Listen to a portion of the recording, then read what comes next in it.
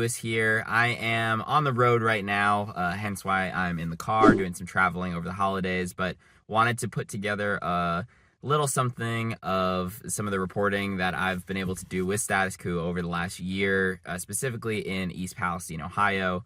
As many of you probably saw and know, over the last year, I spent almost a month on the ground in East Palestine over 4 different trips. You know, over the last year, whether it be just the relationships I've made with residents there, learning along with you all some of the science in regards to the testing and the chemicals and all sorts of stuff. This was such a complicated, complex story in so many different ways, from the absolute horrific hardships that so many of the residents, that some of which we're going to hear from here in a second, have had to deal with over the last year in regards to relocation and picking up their entire families and leaving and going to different places and bouncing between hotels and Airbnbs and all sorts of stuff like that, to the health side of things, everything from the sore throats like I have right now, unrelated sore throats, to burning eyes, nose, skin issues, stomach issues, bleeding issues,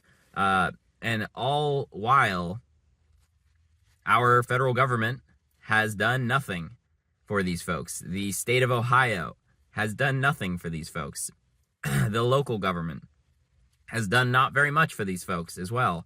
They're left to fend for themselves and essentially beg for help from Norfolk Southern, which is not okay. It's wrong. It shouldn't be happening in the United States of America, but we saw it clear as day in the hundreds of interviews and videos that we did over the last year. Again, all of it here on Status Coup.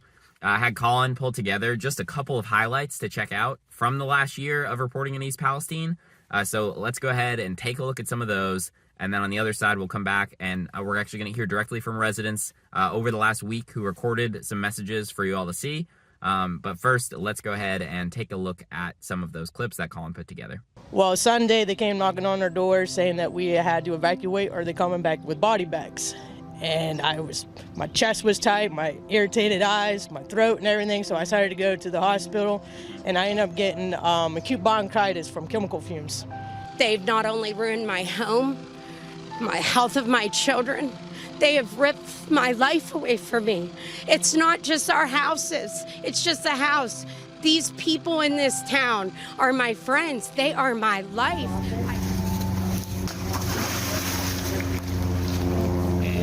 See all sorts of chemicals coming around, all against shore here. How long is it going to take? Are one of my children going to have to drop dead before they get guidance? The initial tests that were done were being done by Norfolk Southern. They were being hired by independent contractors from Norfolk Southern, correct? These are tests. The tests that we are doing, we're doing double testing. So the testing is being done by the Ohio EPA or the U.S. EPA.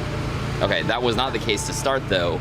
Well, let me just, why does we continue to do that testing. Yeah, we kind of had like a feeling like you wanted to throw up. Pumping all that water that literally runs through the bottom of this building. Again, the train track is right there. You can put your arms out and touch it. It's still not any better here in East Palestine. The smell, different days, it's colder today, but it's right back. And this is from the top of my hill. We are 4.3 miles away. And I said, hey, I heard maybe there's vinyl chloride. And the thing that shocked me said, hey, Doc, that's the least of the chemicals you have to worry about on that train. And so they knew there were other chemicals, and we were never told. Just looking for some of the same kind of like colorful chemical color that we saw really prevalent back in February and March. There you go. You can see the rainbow color very prevalent now. Luckily, my doctor keeps noticing it as chemical exposure, but the kid's pediatrician just blew it off. Well, it's been too long. It's no longer chemical exposure. Right. So that was just a little bit of a taste of some of the reporting we did on the ground in East Palestine over the last year. Hopefully there'll be more to come if we can count on our membership and folks like you who maybe aren't a member yet to please consider becoming a member. StatusCoup.com/join. As you saw, I mean, we were one of the only outlets to be out there talking to resident after resident after resident. I mean, on those early trips, we were just fully booked out all day. We were walking around talking to as many folks as we could, in as many different parts of town in Ohio, but also over the line in Pennsylvania, trying to get as much information out as we could and learn as much as possible from the residents as we could, because that is just so important when trying to cover these sorts of things. And we included a little clip of the interaction with Governor DeWine there.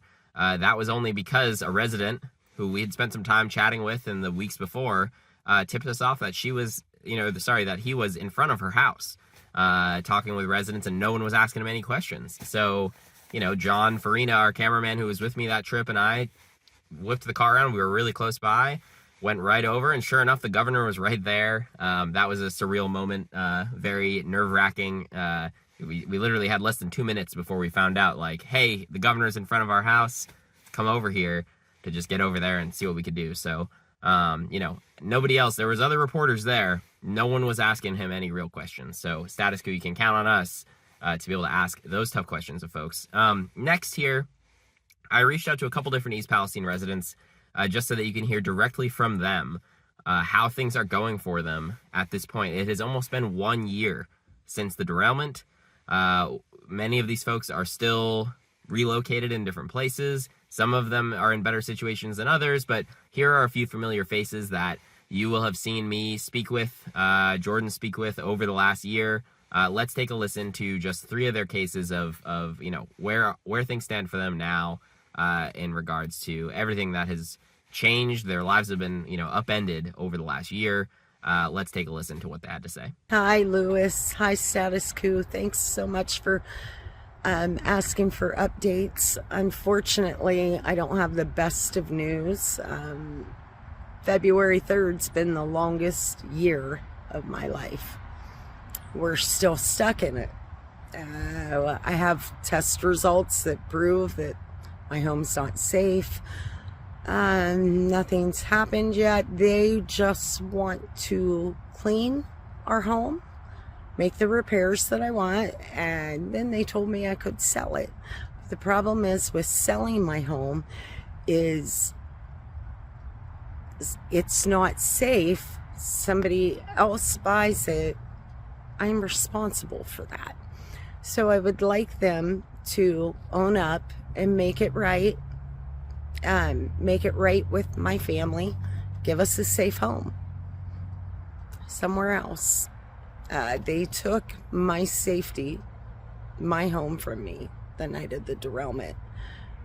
I will never be safe in that home, and I need to start to heal.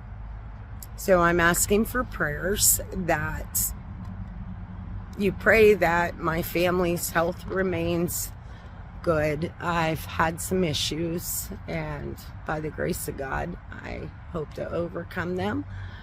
I wish I had happier news. We're still stuck in that moment. I do not go back in February because my air tester deemed my home a special circumstance. She worked for CTEH, and that they have to honor that. So that's how we are still have a home till May. So please keep praying. Don't forget about us. And other news, Ohio District 6, vote for Dr. Schott. He is running for Congress. We need him. East Palestine needs him. Whether you want the town to prosper and grow, or if you need to relocate, everyone needs him in office to help. So it was nice getting to tell you an update. Keep praying so we have a better one next time. Take care and thank you. Hi, my name is Candace DeZanzo. I am a resident of East Palestine, Ohio. We are coming up on the 1-year anniversary when a Norfolk Southern train derailed on February 3rd, 2023, carrying hundreds of thousands of gallons of toxic chemicals. When the train derailed, we all were exposed to these toxic carcinogenic chemicals, and we have continued to be exposed to them. I did keep my family safe for 7-8 months that we were relocated, but eventually we knew what our fate was going to be and we had to come home. We've been home since August, and it has been basically a shit show. I have called the EPA multiple times, begging for help, begging for testing, saying that my home is ruined. It still smells of strong chemicals in here. This has not only been a physical struggle, but it's also been a mental and an emotional struggle. My family for 8 months was moved from home to home, and I had 2 small children, a 1 and 2-year-old, and us moving around has affected their development and has affected them in other ways. Since we have been back home, I have continued to keep fighting and striving to try to get Norfolk Southern and government agencies to do as they said they would do from the beginning and make things right. So here, almost a year later, I'm still in the same boat that I was the day that this train derailed. It's a sad, disgusting truth. I never thought that being an American citizen that something like this could happen to us.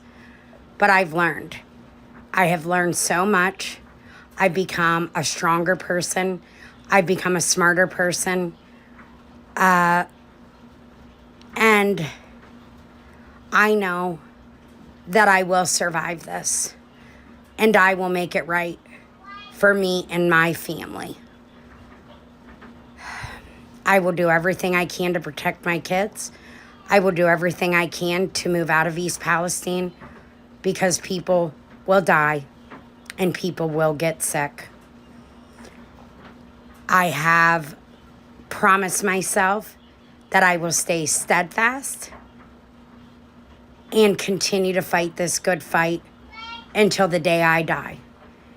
So that even if one day one of my 5 children end up with cancer, I hope they can look back and know that mom fought for them and she never, ever, ever gave in to the corrupt corporate greed or let it be okay for government agencies to fail us in every way.